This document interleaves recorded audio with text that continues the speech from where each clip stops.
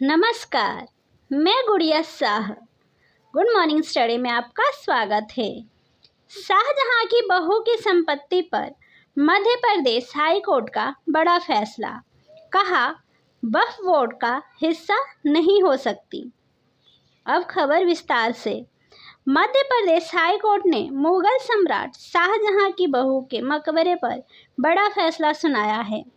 Court की टिप्पणी के अनुसार बुरहानपुर में स्थित 3 ऐतिहासिक इमारतें वक्फ बोर्ड की संपत्ति का हिस्सा नहीं हो सकती।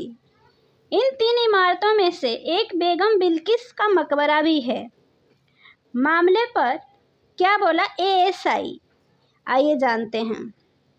गौरतलब है कि एएसआई ने मध्य प्रदेश हाई कोर्ट की जबलपुर बेंच में एक रिट फाइल की थी, जिसके जरिए ये कहा गया था कि साल 2013 में एमपी वक्फ बोर्ड ने एक आदेश जारी कर इन साइटों को अपनी संपत्ति घोषित कर दिया था, जबकि प्राचीन स्मारक संरक्षण अधिनियम 1904 के तहत इन्हें प्राचीन और संरक्षित स्मारक की श्रेणी में रखा गया था।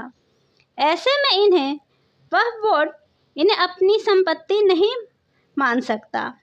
26 जुलाई को जस्टिस जीएस अहलुवालिया ने अंतिम आदेश पारित करते हुए कहा कि साल 1904 प्राचीन स्मारक संरक्षण अधिनियम के तहत ये स्मारक विधिवत अधिसूचित हैं।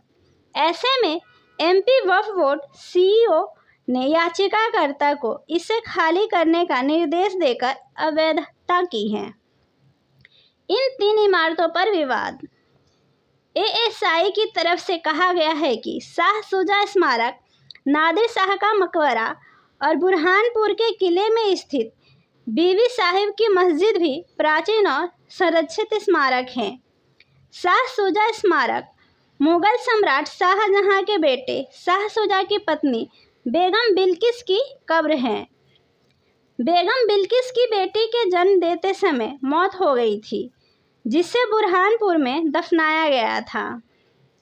एएसआई ने कहा कि जब इन स्मारकों से प्राचीन स्मारक संरक्षण अधिनियम 1904 के तहत संरक्षणकर्ता छोड़ी नहीं गई, तो इसे वक्फ बोर्ड कैसे अपनी संपत्ति घोषित कर सकता है। इस पर दूसरे पक्ष की तरफ से जवाब दिया गया कि जब सीईओ ने संपत्ति को वक्फ बोर्ड की संपत्ति घोषित कर दिया, तो उनके पास इसे खाली करने के अलावा कोई विकल्प नहीं था।